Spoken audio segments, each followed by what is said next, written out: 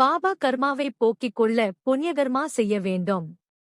பாப எண்ணங்களைப் போக்கிக் கொள்ள புண்ணியமான நினைப்புகளை வளர்த்துக் கொள்ள வேண்டும். புண்ணிய கர்மா என்ன? அவரவருக்கும் வேதம் விதித்த கர்மம்தான். லோக வாழ்க்கை சீராக நடக்க வேண்டும்.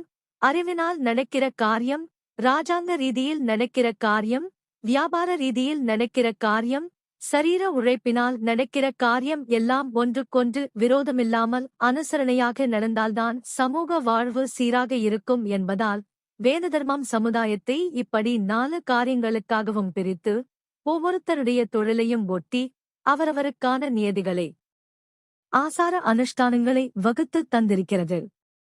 இவற்றை துளிக்கூட மீறாமல் அவரவரும் தொழில் செய்தால் அதுவே புண்ணிய கர்மாவாகிறது.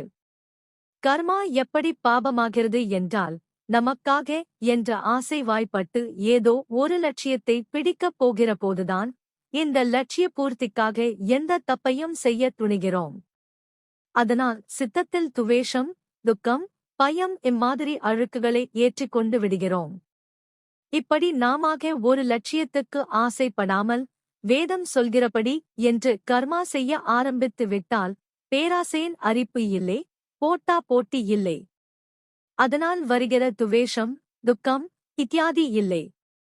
சமுதாயம் முழுக்க சர்வ ஜனங்களும் அதற்கும் மேலே சமஸ்த பிரபஞ்சமுமே நன்றாக இருக்கத்தான் வேதம் இப்படி கர்மாக்களை பிரித்து கொடுத்திருக்கிறது என்பதை புரிந்து கொண்டு சொந்த லாபத்தை பெரிதாக நினைக்காமல், அதாவது பலனை கருதாமல் லோக க்ஷேமத்தையே நினைத்து இப்படி கர்மாக்களை பண்ணுகிற போது அவை எல்லாம் புண்ணிய கர்மங்களாகி நமக்கு உள்ளூர நன்மை செய்கின்றன.